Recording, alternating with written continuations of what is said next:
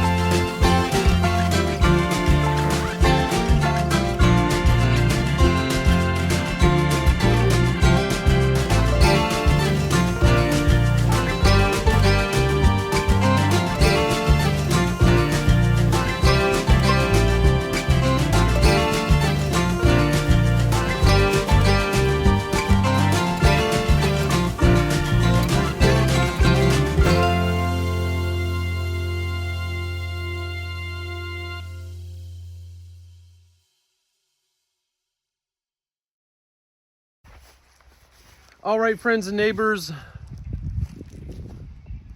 I am really enjoying splitting wood with the Ruggedmade 28 ton.